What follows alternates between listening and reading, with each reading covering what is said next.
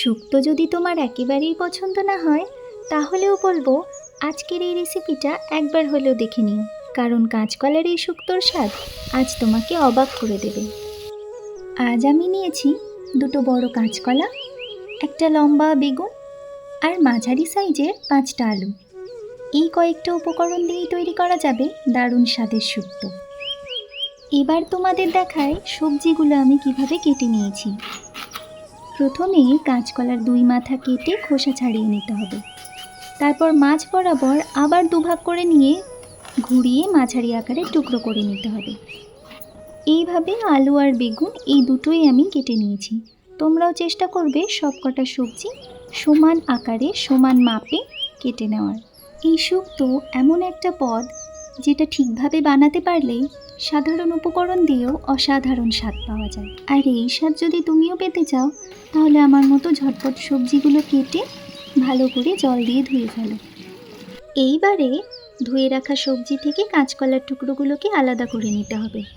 টুকরোগুলোতে অল্প হলুদ মাখিয়ে রাখছি, এতে কাঁচকলার রং সুন্দর থাকে আর রান্না হবার পর দেখতেও ভালো লাগে। ওদিকে আমি কড়াইটা উনানে গরম হতে বসিয়ে দিয়েছি। আর একটা ছোট্ট কাজ আমি সেরে ফেলছি, সেটা হলো অল্প একটু আদা আর জিরে আমি একসঙ্গে বেটে নিয়েছি। ব্যাস, এবার আমরা সোজা চলে যাব রান্নায়। কড়াই তো গরম হয়ে গেছে, তাই এখন আমি তেল দিয়ে দিলাম।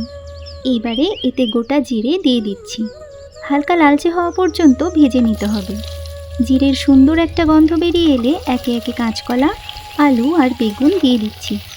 ভালোভাবে নেড়ে নিয়ে প্রায় 10 মিনিট মাঝারি আঁচে ভেজে নিতে হবে। 10 মিনিট পর ফিরে এলাম। দেখো সবজিগুলো অনেকটাই নরম হয়ে গেছে। এবারে এর মধ্যে আদা জিরে বাটা, স্বাদ মতো নুন আর হলুদ গুঁড়ো দিয়ে দিলাম। সব মশলা সবজির সঙ্গে ভালোভাবে মিশিয়ে কয়েক মিনিট কষিয়ে নিতে হবে। মশলা কষানো ঠিক মতো হলে শুক্তোর স্বাদ অনেক বেশি ভালো হয়ে যায়। এখন দিয়ে দিলাম 1 বাটি দুধ আর 1 কাপ মতো জল।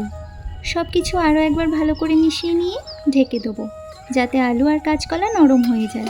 মিনিট 5 পর ফিরে এসে দেখলাম সবজি খুব ভালো করে সেদ্ধ হয়ে গেছে। এবারে শেষে আমাদের দিয়ে দিতে হবে চিনি। আরও একবার ভালো করে নেড়ে নিলেই আমাদের কাঁচকলার শুক্তো একেবারে তৈরি। কি দেখলে তো, কত সহজেই শুক্তো তৈরি করে দেখালাম। গরম গরম ভাতের সাথে এই শুক্তো খেতে সত্যিই দারুণ লাগে। তুমিও আজ বাড়িতে বানিয়ে ফেলো।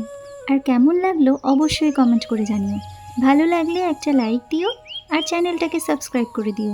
আজ আসি, কেমন?